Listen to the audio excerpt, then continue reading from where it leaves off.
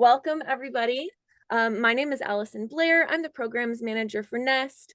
And we're just really excited to have you all here with us this evening. And whether you're new to Nest or whether you've worked with us before or been to another one of our free webinar sessions, speaker sessions, or you've implemented our programming, we're just excited to be with you all tonight.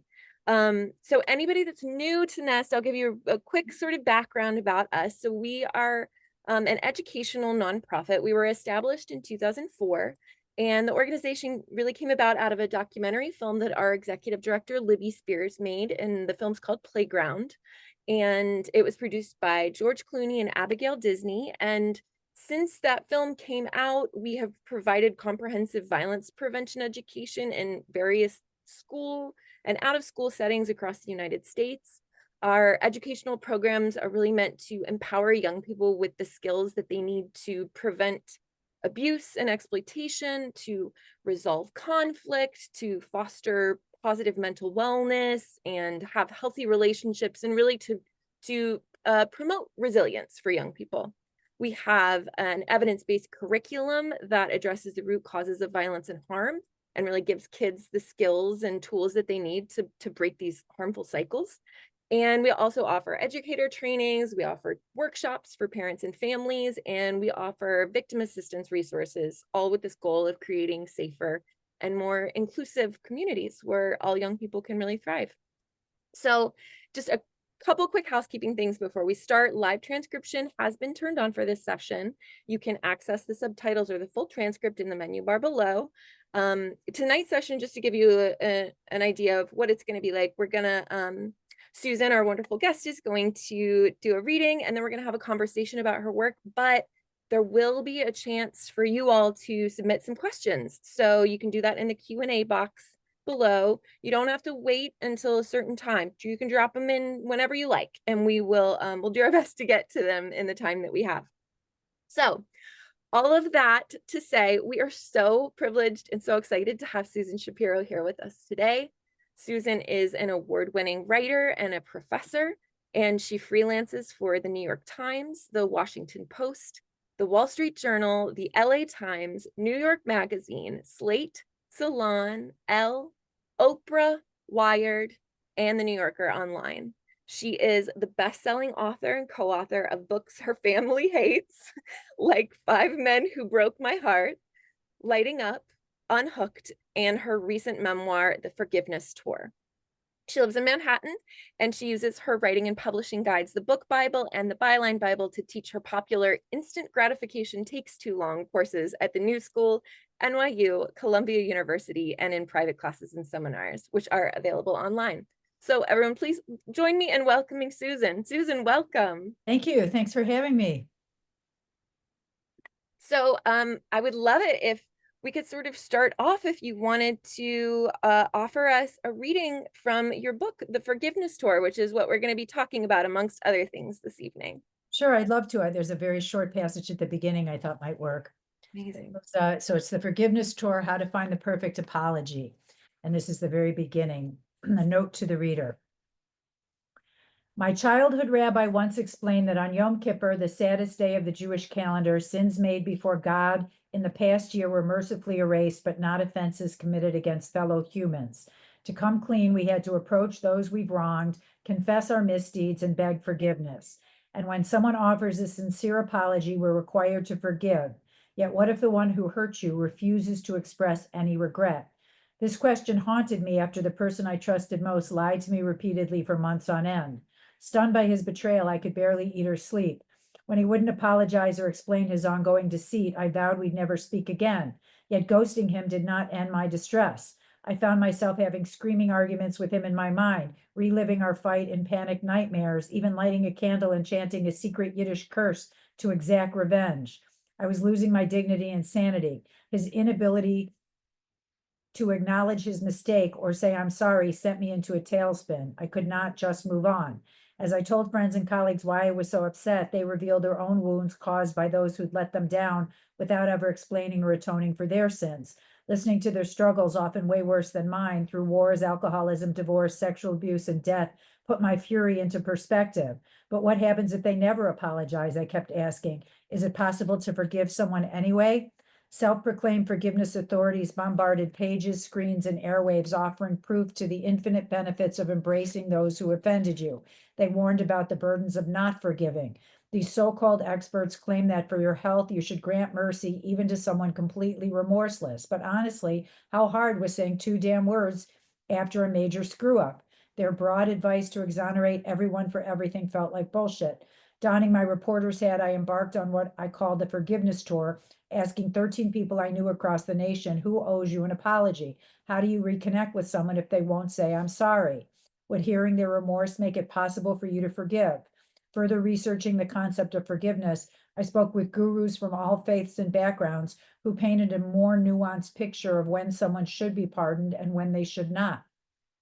My odyssey helped me understand how significant apologies were and how small my saga was. I was intrigued to see that holding a grudge could actually be healthier and that spite could be inspiring. Also, that reparations to the damage done might have a stronger effect than words of contrition.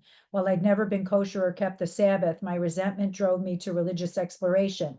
I became fascinated by ways that wise clergy and scholars from different beliefs decided whether benevolence was called for. What I learned gave me the strength to face the one whose inexplicable actions motivated my quest. Finally, speaking with him, I uncovered a heartbreaking secret that blew the lid off of all the theories of forgiving.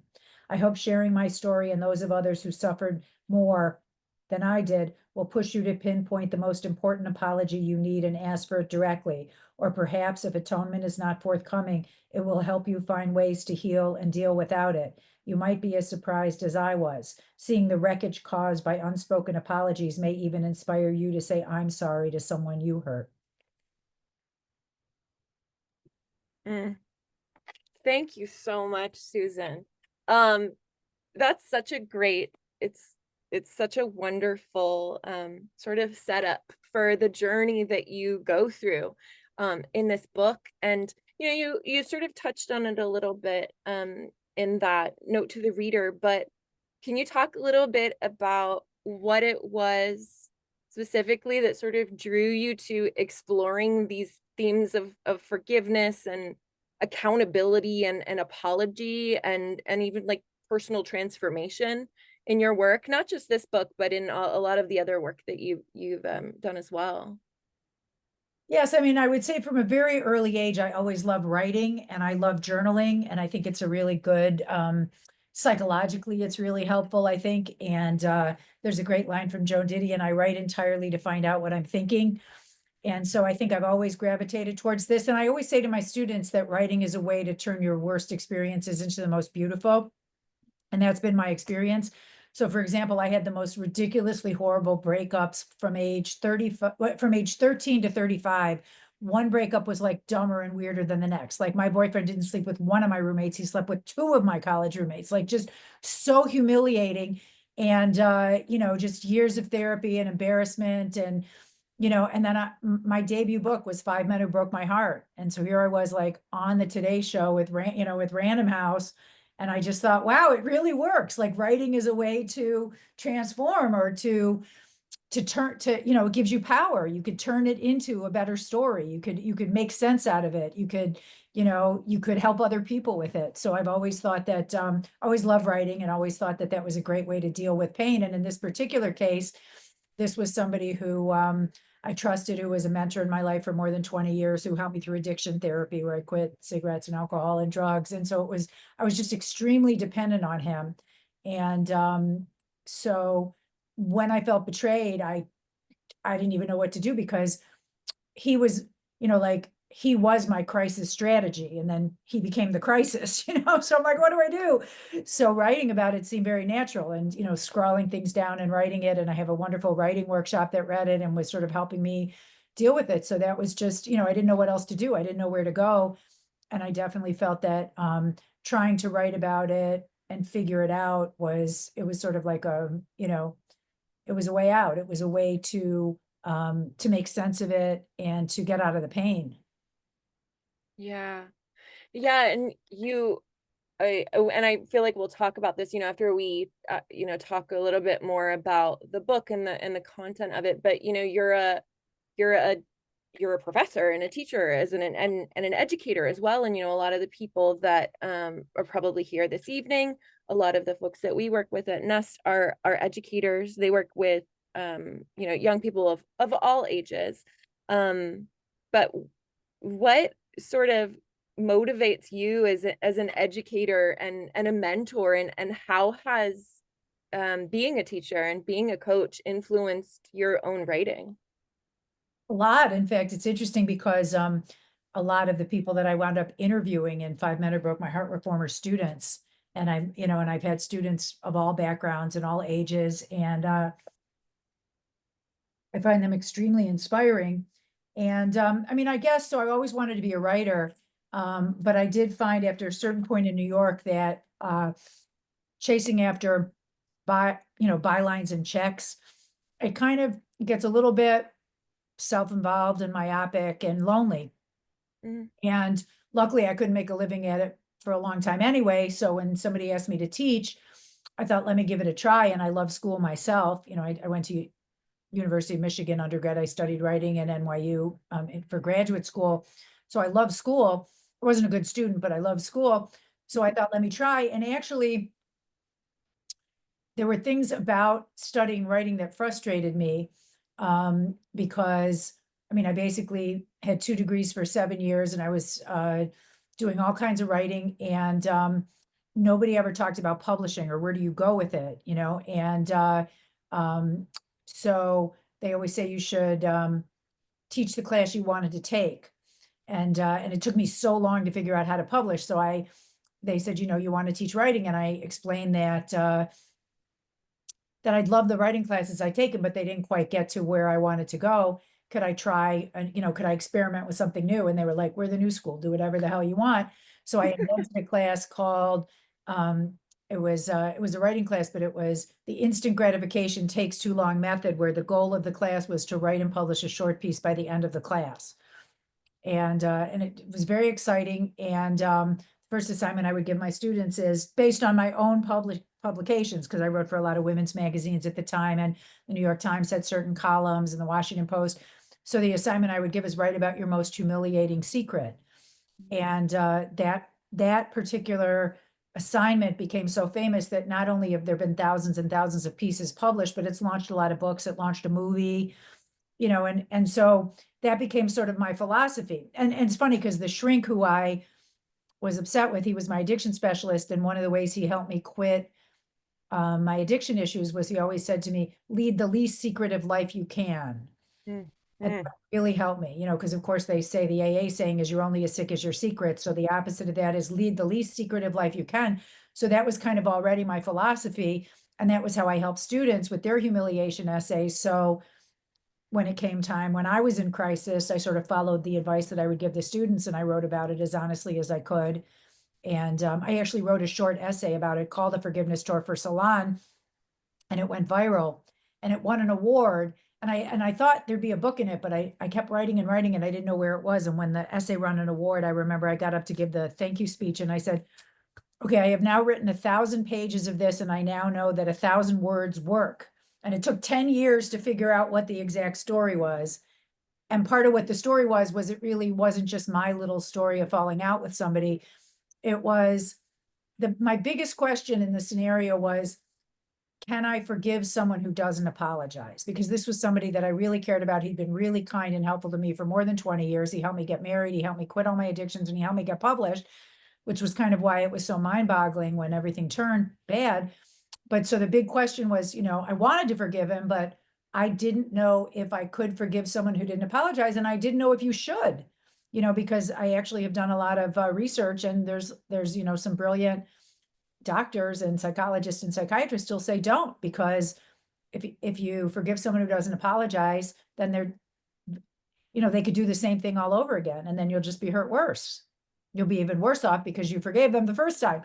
So it became this like intense question. And at the time I was working at, I taught a class at Holy Apostle Soup Kitchen, and there was a reverend there I really liked. So I told her what was going on, and she told me, she started talking about the Christian views of forgiveness.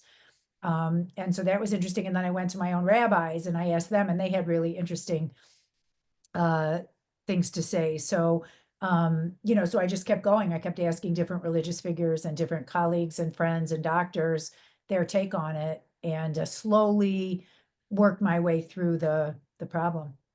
Yeah.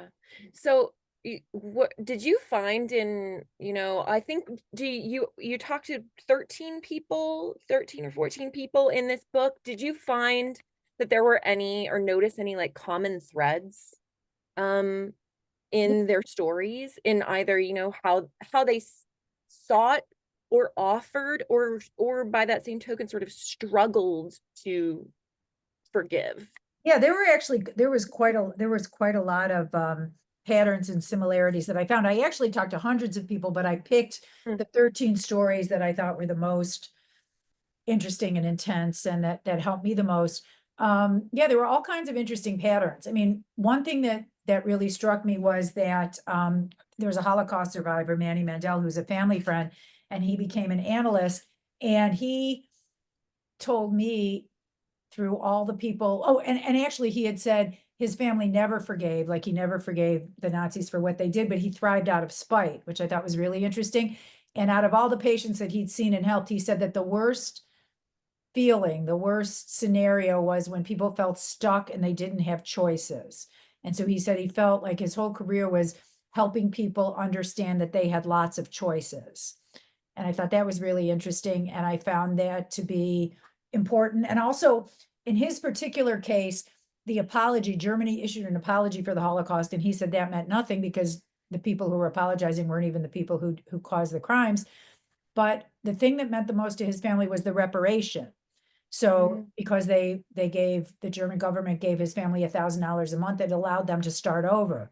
So what I started noticing was that out of the stories, people who got retribution, people who got, uh, who were able to um, get a reparation that helped them start over or help them live a decent life, those people did a lot better. So it started changing my mind because I used to think, well, the apology and the words are the most important thing, and I don't think they are. So I think if you screw up and you're apologizing to someone, the reparation, the action of fixing, I think is really the most important.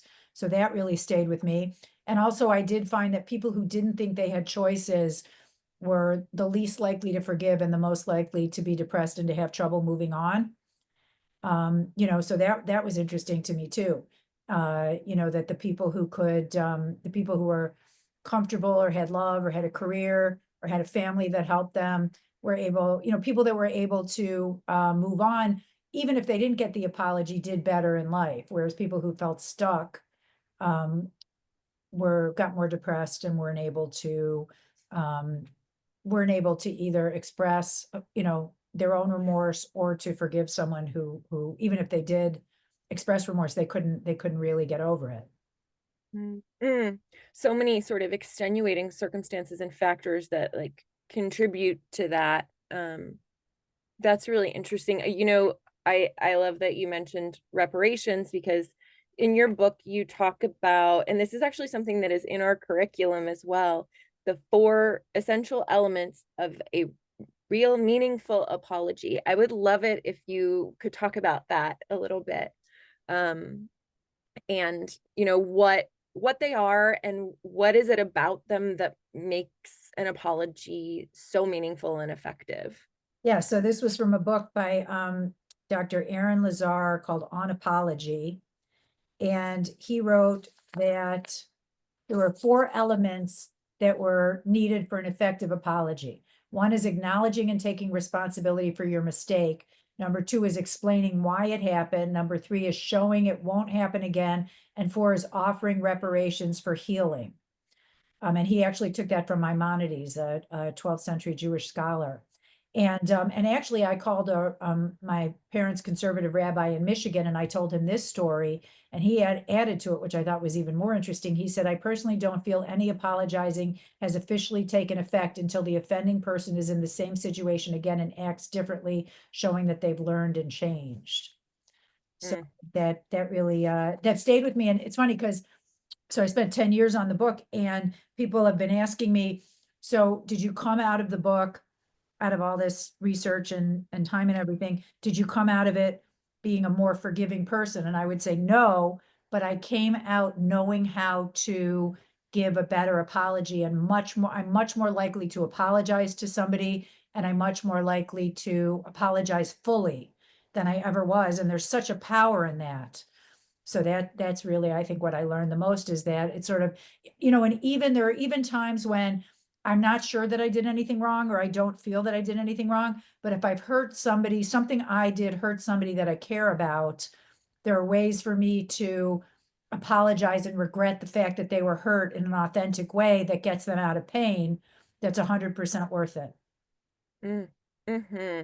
What was the what was the difference? What do you think it was about this journey that you went through that made that change in you about being able to give a meaningful apology and being more free with your ability to say I'm sorry? Well, so the whole, even though the book took 10 years, the fight that I had with my mentor, I didn't speak to him for 6 months. And I was really, really, really upset for those 6 months. I mean, I really felt like I lost my best friend, and it was extremely upsetting. And there was also a mystery. In fact, there was a psychiatrist who'd come from a Hindu background who said to me when I told him the story, he said, there's something missing in the picture that you don't understand that will enlighten you, a little Hinduistic.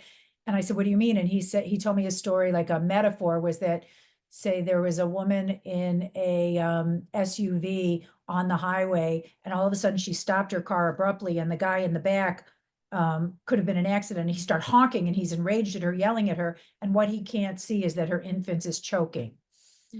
And I thought that was so interesting, because then it was driving me crazy, because what could I not know in the scenario that was causing my mentor to act like this? And then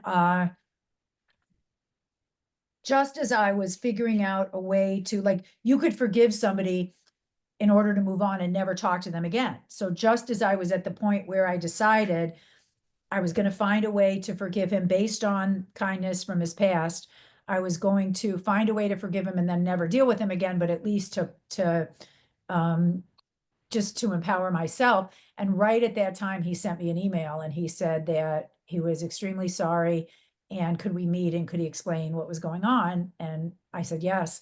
And so when we met, I mean, I'll give away the book, but it's not a thriller anyway. So and I've written a lot about it. So he basically said that I knew that his wife, he had mentioned she had some minor surgery. So it turned out it wasn't minor, and that it turned out to be horrible, and it was um, malignant, and she had all kinds of nerve damage from surgery. And his daughter was diagnosed with a disease right around the same time. So basically his family was falling apart, and he thought he could compartmentalize and keep working, and he just couldn't. He just totally lost it. And I said to him, I'm so sorry. Like, I said I was sorry, but I'm like, why didn't you tell me? And he was like, they're trying to be private, and I didn't know how to talk about it. And he just didn't, he just didn't know how to deal with it. And he said, I lost a whole year, and he did a lot of things that he would have never done.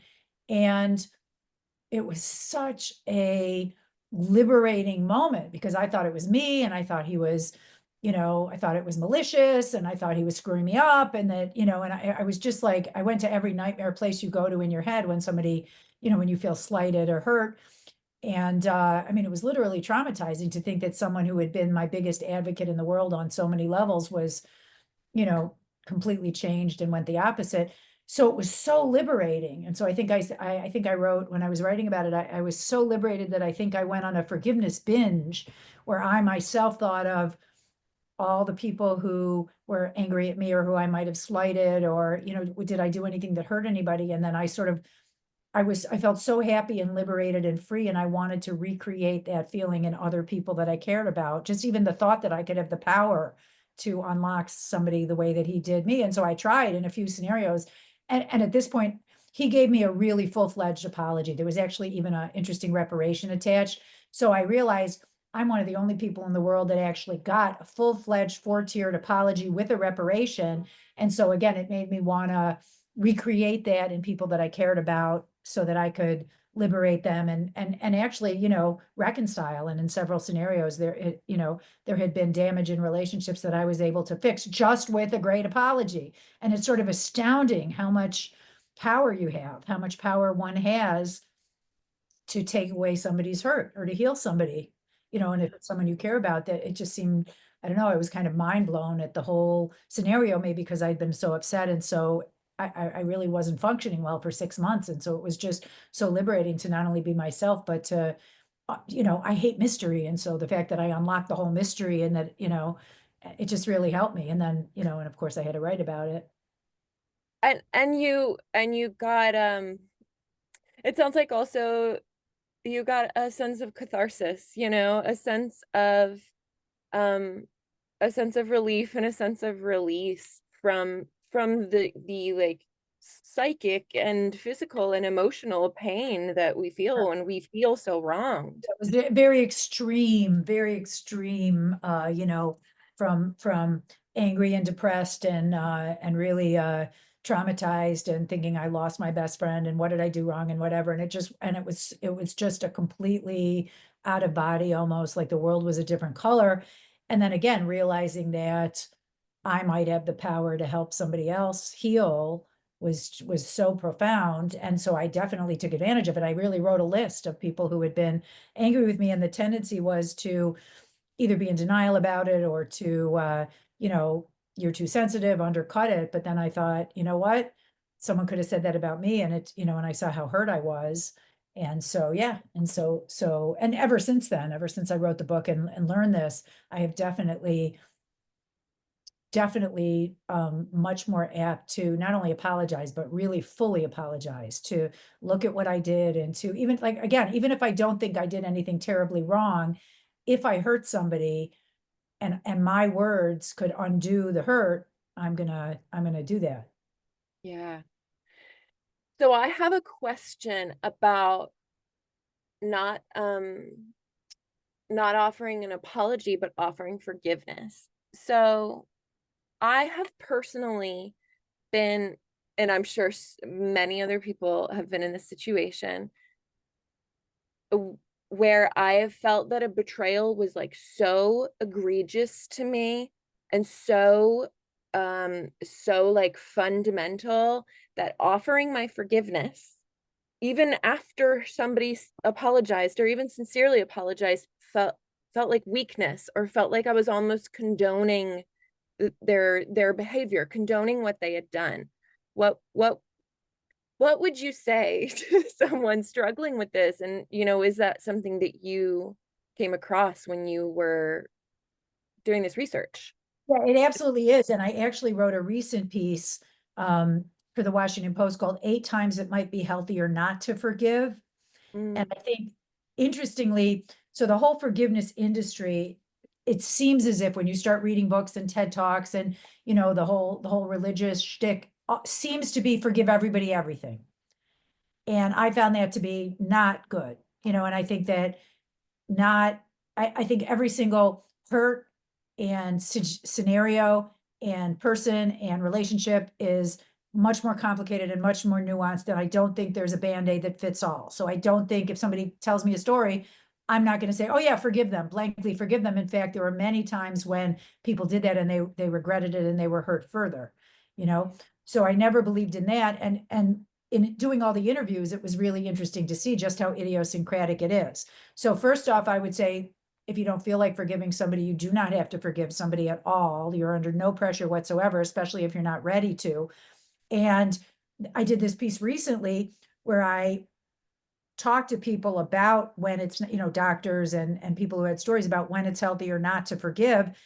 And you know, I'll just read you some of them, but it really, I think it's actually a new trend because there's several new books coming out on this exact topic. So if prejudice is involved, when you're not ready, when sorry is insufficient, for example, with the Holocaust, if there's no regret or repairs, when your conditions are not met, if personal safety is compromised, when forgiving could endanger others before you have all the information. And just for an example, I spoke with um, Well, there was a story in the book that really stayed with me, which was a former student of mine, Sharice Tracy, who's written about this. When she was 16, her father raped her, and their religious counselor coerced her to forgive him to keep their family together. And then after she did, he tried it again. And in relaying the whole story to me in her 40s, she basically posthumously unforgave him. And she found it Mm, very liberating. And at that point, she had 4 kids. And she felt that the most important thing was to protect her children, to protect herself and to protect her children. And so I was talking to there's a LA psychologist, Dr. Ramani Durvasula, who has a great book out now that's called It's Not You. And it's about dealing with people with narcissistic personalities. And she actually, she was really interesting on the topic. She said the pressure to forgive can lead some people to feel guilty or prematurely forgive. We should not feel an obligation to forgive someone who has hijacked our souls and made it impossible to find peace. And one of the things she said, which is really scary, is that basically, with the narcissistic population that she was dealing with, she was like, they never only do it once. And so, mm, and it's a pattern of, I'm so sorry, I'm so sorry. And then they repeat it, and you're worse off if you forgive them. And then they do it again, then you're angry at yourself, and which just compounds your own trauma. So there's a lot of scenarios where you shouldn't forgive, or there are different kinds of forgiveness. So there's just, for example, maybe you have to forgive yourself because you're mad at yourself for being a victim. Or maybe you forgive the person, like you understand maybe their childhood trauma intellectually or on an analytic basis. You forgive them, but you say, I forgive you, but I will never see you again the rest of my life. I never want anything to do with you. I'm never going to mention your name, but I forgive you enough so that I understand why it happened and I can move on. mhm. So I definitely would never advise somebody you should forgive. I think it's very individualistic, and I think, it's timing, and it depends on, what the person said, how they apologized, did they make reparation, can they be trusted? But I think your main job in life is to protect yourself and to protect your family. It's not to protect some external person who hurt you or damaged you or threatened you. Yeah. So yeah, so I don't necessarily think everybody has to forgive everyone. I do think there's certain cases where people miraculously were able to forgive and move on, but I think the self-protection is more important. Yeah. Yeah. You mentioned something that I want to go back to because this is actually a participant submitted a question about this, and I can really deeply relate to this question. Um, so they were asking about how to forgive themselves for having mental health struggles. And as someone with anxiety and an anxiety disorder, I think that it was very meaningful to me to hear them ask that. But also, I think it's applicable in a wide range of scenarios, like a struggle to forgive ourselves. Um, I'd love to hear you talk about your experience with that. Yeah, and actually, just because I've milked every angle of forgiveness and apologies, because I've been doing this for 10 years, but I actually wrote another Washington Post piece, 10 tools for forgiving yourself and moving on with your life. And I did definitely interview all kinds of doctors and shrinks and experts on the topic. So I'll read you some of them. Treat yourself like you would a loved one, because we're often much harder on ourselves than others. And one therapist, Justina Kavanaugh, said to get over a mistake you made, imagine how you'd forgive your child or someone close to you who did the exact same thing, which could increase your compassion. Defang the anger, so instead of being upset with yourself and dwelling on what really, dwelling on what already happened, do something good for yourself in the present. So whether it's eating a great meal or exercising or seeing friends or therapy, like there's ways that if you show kindness to yourself and self-care, that helps you. Consider anonymous restitution. So just for an example, if you stole books from the library, replace them. If you committed a crime, donate money to the Innocence Project. You can't change the past, but you could do better in the world. You could do good in the world, get a different perspective. So I think Maya Angelou had that great line, do the best you can until you know better, then when you know better, do better. Do an after action review and Connecticut psychiatrist Dr. Vatsal Fakir said that in medical schools, after a patient dies, they conduct a morbidity and mortality conference where the entire team discusses in a non-judgmental way exactly what happened, why it happened, what was learned, and how to avert similar tragedies. So I think that's an interesting one. Write a list of your worst offenses, like really be very, very specific. And then if you want to, you can actually write an apology to yourself in the same way that you might write it to other people. Unravel the deeper roots of your regret, because sometimes when you're struggling to forgive yourself, figure out what meaning you're giving the act that you're punishing yourself for. Is there something from childhood that you're recreating? Here's a funny one that Dr. Romano says, blame someone else. So she said, really, often another person should be held accountable. So instead of, you know, I'm so stupid for my relationship not working out. What if you did nothing wrong and the other person's a jerk and it's their fault? I love that. Realize you have many options, which was Manny Mandel. And then I love this one. Remember that it's never too late to forgive. And the Rabbi Joseph Krakoff from West Bloomfield, Michigan, who I interviewed for my book, he says that there's an end of life prayer that he tells his constituents, his family, that they recite together, which is, you are forgiven, I forgive you, please forgive me, I love you. And he said Mm, you can repeat that prayer on your own like a mantra. And he said extending that grace to people in your life, even posthumously, and to yourself. So there really are methods where you could forgive yourself. mhm. Wow. That's uh, that is I think that's incredible. And that's like I love that list because it's so much better than just saying, "Oh, just self-care." Go, take a bath or go, read a book, It's like actual things to do. Actual things to do. And also I'm a shrinkaholic, so I've been really lucky. So I do think that getting help or having somebody walk you through it. By the way, it doesn't have to be a shrink. It could be a clergy, someone you trust, a family member. But I think that talking it out and sharing it sometimes gives you a much healthier perspective. Yeah. I also loved that you mentioned and you mentioned this as well with one of the student that you were speaking about who sort of revoked her forgiveness. Um I like that you mentioned that you can forgive. It's never too late to forgive, even if the person that is sort of on the other side of this situation is no longer either here on this earth or in your life.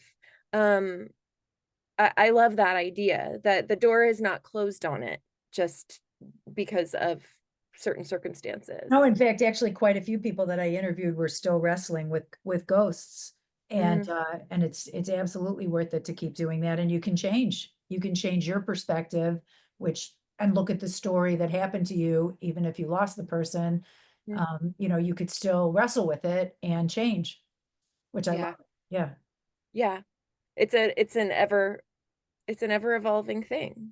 We're not we're always growing, we're always changing, we're always learning, we're always um I kind of want to pivot a little bit to the Five Men Who Broke My Heart. So in that book you as you were mentioning earlier, you revisit these past relationships and you reflect on these breakups and on this heartbreak. And I think, most people have experienced at least one breakup that felt like some sort of unresolved apology, or felt unresolved in some way. Either we don't get closure or, we get ghosted, whatever happens. And, I think a lot of people struggle with letting go of that resentment or forgiving after a painful breakup like that. So, what did you could you talk about that book a little, like what you learned from the writing of that book as well? Yeah, that was really interesting. I would say the most interesting thing I learned was that I had held grudges and, with all these relationships, five in particular, and they really bothered me and I blamed the men for what went wrong. And did think I was owed apologies and stuff like that. And I remember at one point, my therapist said to me, um, how did the words were, love doesn't make you happy, make yourself happy, then you'll find love. And that Mm, really stayed with me. And when I went back and re-met my top 5 heartbreaks of all time, and I sat down and I said, what really happened? And we talked it out. And by the way, at this point, it started when I was like 13, and now I'm 40 years old and I was married, and I was actually going through infertility, which was part of the um impetus, the motivation for this. And I asked them very specific questions, and I'd been in therapy at that point for a while, so I was had more wisdom.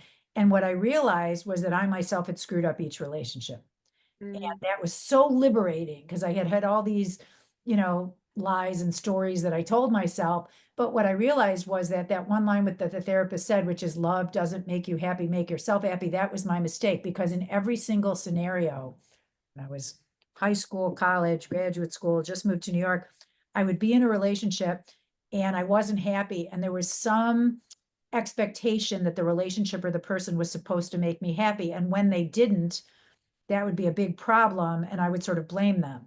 And so from the perspective of turning 40 and being happily married and being in therapy, whatever, I realized not only did I screw up each relationship, but I was about to screw up my marriage for the same reason.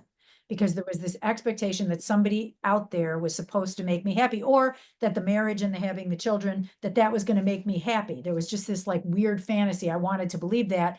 And what I came to understand in that book, interestingly, by writing the book, I wrote the book, which was cathartic, published the book on TV, promoting it, led to all these other books. I was so happy in my own life. And all of a sudden I realized it changed the dynamic of my marriage, because I was no longer sitting home waiting for my husband to come take care of me, or come make me happy, or come give me a child, or come give me a life. I was really all of a sudden figured out what I want to do for myself to make myself happy. And I mean, I had been writing for 23 years, so I was so over the moon that it actually changed the way I looked at everything, including relationships, because then it wasn't that, oh, the relationship is in the center of my life and that's the most important thing. But all of a sudden I'm so busy doing my life that I wasn't even paying attention to who else was there. But then I get to come home to somebody nice. And it was even cooler because then I got to do my own thing and have my own life. And this was just like icing on the cake, but I already had the life. So writing that book was very cathartic. yeah. Making yourself happy. I think it's also there's something really um very cool about revisiting what I would imagine were like very formative and painful, and like these moments in our lives that crystallize, that are often around romantic relationships with someone else, and re seeing them through new eyes, or seeing them in a renewed sort of way. How liberating. Yeah, it was very liberating. And actually, something else I wrote, that a therapist said something really smart, which is, so wrote another piece, when love isn't in the air, how to move past a broken heart. And Mm, so I interviewed a lot of people to see if there was anything that we don't already know. And uh, somebody really smart said, let me see if I could find it. Here it is. Reflect on your role in the breakup, because it's so easy to play victim. And this was Dr. Diana Kirshner, who wrote a book called Love in 90 Days. She said, even if your ex is a total jerk, examine why you picked them, or consider whether they just put the nail in the coffin of a union that was already dead. It's smart to question whether your story of being the only one wronged here is the whole truth. It rarely is. And it can be powerful and brave. It can be a powerful and brave act to admit your own mistakes. It might release you from feeling like a victim and eliminate the powerlessness that brings. So I do think that there was something really, um, being willing to look at yourself and what you did wrong, to own it, is again very empowering, because then you're not giving someone else the power to hurt you or to ruin your life. It's you could take it back. yeah, and you talked about this earlier, this like the feeling that people have of powerlessness, or like a lack of agency.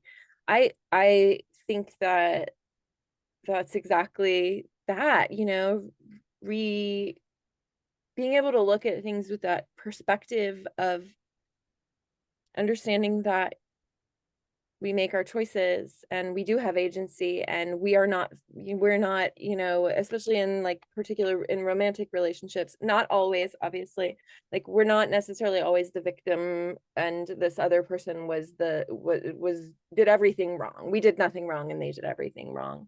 And I just love that. It makes me think about like my past relationships and the stories that I've told, not only romantic relationships, like other, friendships and family relationships, and the stories that I told myself around them, and what that did for me, or what it held me back from.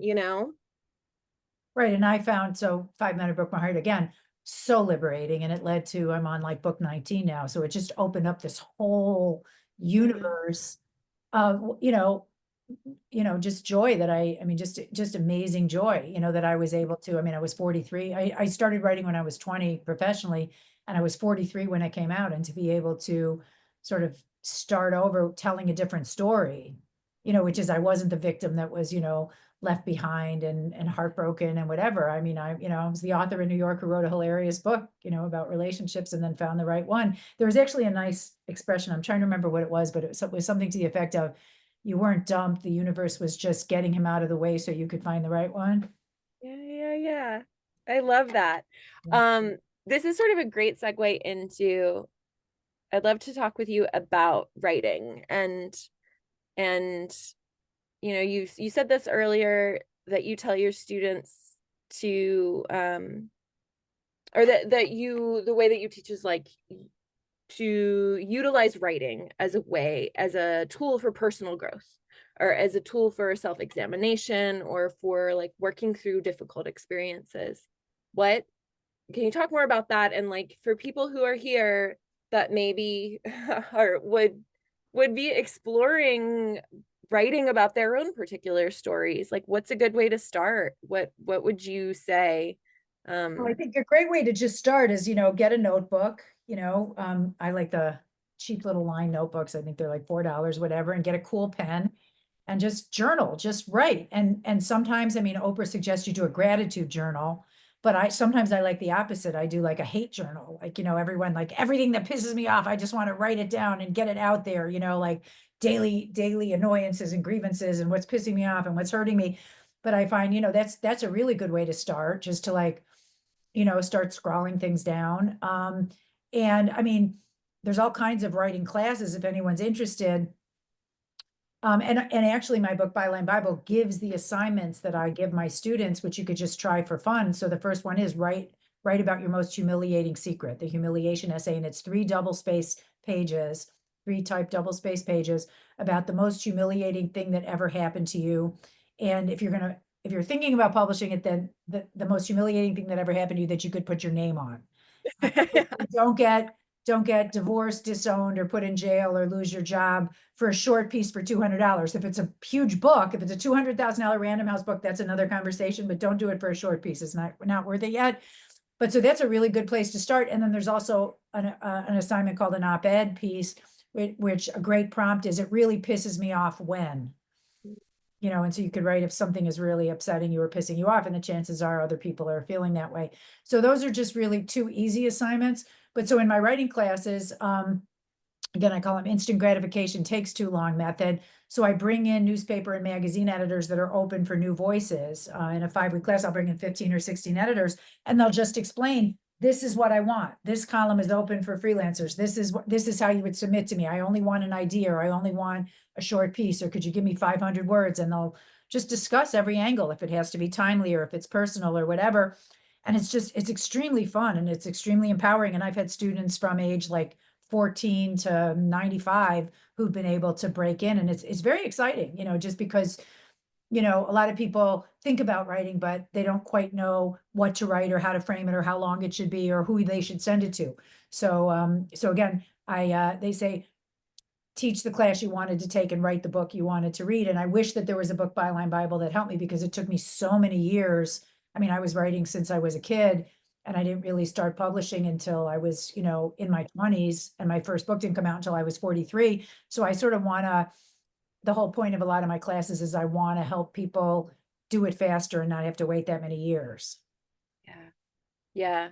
I love I love this and I think a lot of people do it, but I don't know necessarily if people view journaling um as a way to, I guess it can be both, you know. I really love the artist's way, and I love the morning pages in the artist's way, the sort of like that brain dump where it's like this way to just like get all of these things out of your head and get out of your own way, but also this way to use it of like, what do I think and what do I feel and what do I feel about like this particular situation, um that it is very therapeutic, you know, and that it then can lead you to, and does lead you to, knowing yourself better and um you know, helping you cope with like potentially difficult situations or painful situations. Yeah, it was um especially helpful to me doing the addiction therapy because I really would write down like every day. You know, and by the way, you know, addiction, it was like I would have an uncomfortable emotion, whether it was anger or awkwardness or pain or sadness, and I wouldn't know how to sit with it. You know, and so instead of sitting with it, I would smoke it away or drink it away or eat it away or toke it away, like just get rid of it. I don't want this to be here. So there's something really cool about the journaling, which is you're sitting with it, you're staying with it. You're not using a drug or you know, food or sex, or you're not shaking it off. You're literally saying, okay, this is how I feel. And I'm gonna write it down and I'm gonna examine it and I'm gonna think about it. I'm gonna take some breaths and I'm gonna see what it is. And by the way, maybe I'm gonna cry. Maybe it's gonna make me feel horrible. But you know, there's that great line, which is the only way out is through. mm, So my impulse early on had been to escape it, to escape the thing that I didn't want to feel, you know, on every level. I would just try to get out of it. And so there's something about journaling that really helped me stay with it, you know, stay with it longer. It's okay to feel, it's okay to express it. You don't have to show, you never have to show it to anybody if you don't want to. You can sort of share your most private, weird, awkward, horrible thoughts. And I just found that to be, you know, just extremely helpful, especially navigating like withdrawal, you know, withdrawal symptoms from drugs and alcohol. So I needed to find a way to stay with the negative emotions longer and do something with them. And what was so interesting was, you know, just another great reason why I was happy I did the addiction therapy, which was I had been trying to sell a book for 7 years and I wasn't able to. And the addiction specialist said to me that he wanted me to do addiction therapy once a week. I remember it was $125 a session once a week. And he said, if you could do this, you know, and it was slowly tapering off cigarettes and alcohol and drugs. He said, by the end of a year, I bet you're going to sell the book that you were working on. And I'd never been able to. And I couldn't sustain a long narrative for the same reason. I couldn't sit with emotions that long. And after 9 months, I sold a book. And after a year, I sold 3 books. And so it was really, so it was like, there's a great line about how, when you get rid of a toxic habit, you leave room for something more beautiful to take its place. And so that's what I did. And it started with the journaling, you know, get rid of the bad stuff. And the journaling was part of the healthy replacement. mm, mm. that's that's that's so cool. I mean, and how amazing how like quickly that happened, right? I Right. mean, years and years, and then it happened quickly. So we are coming up to time. I want to remind folks, if you have any questions for Susan, you know, please drop them in the Q&A box, but I have one more question for you. And I'm going to put my email in the chat because Yeah, yeah. now that I quit all my addictions, I'm now addicted to email. So everybody's allowed to email me. Hang on. Yes, please. And I'll drop in Susan's website as well. And I'm gonna drop in a link to the forgiveness tour. But I have sort of one last question for you, which would be, if what if there's one thing that you hope people take away from particularly your work on forgiveness and apologies, but all of your work in general, what would it be? All right, I'll tell you a weird story that leads to the line. Well, the line that my therapist said to me was lead the least secretive life you can. And that was always part of our addiction therapy. So when we had the falling out, you know, lead the least secretive life you can. That's what I did. So I talked about it all the time. So instead of like you're only as sick as your secrets, and keeping it inside. I told everyone I spoke to. So we knew people in common, and I'm pissed off. I can't believe he did this thing. And I just talked about it a lot. And apparently what I was saying got back to him. And at a certain point when we were talking, and when he was apologizing, he basically said to me, "Stop talking. Can you stop talking about this to other people now?" And I'm like, "Well, is that why you apologize? Because you want me to, you don't want me to say anything bad about you to other people?" He's like, "Yes, shut up already." And he was sort of kidding, but he said, "Well, things coexist." But I later realized that by him teaching me lead the least secretive life you can, he basically taught me how to handle him in this scenario way before it ever happened. Because so by opening my mouth and leading the least secretive life I can, I think I actually inadvertently pushed him to give me the apology that he owed me. And I don't necessarily know if I was a quiet little mouse and I would have just pretended everything was fine or ignored it.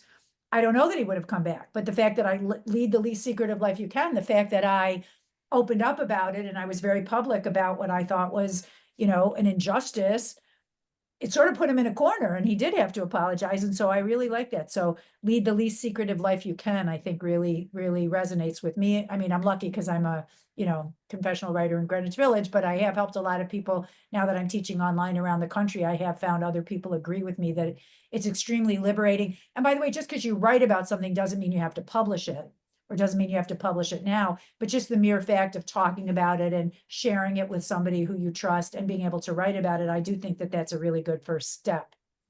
Mm, I love that. What a wonderful note to end on. Lead the least secretive life that you can. I love that. I'm gonna take that out into the world with me. Um, so we're gonna wrap up now, but I want to thank Susan. I just want to thank you so much again for being here with us and sharing your work with us. And I'm gonna drop the link to the book in the chat here. And Susan has dropped her email address. I put her website in there too.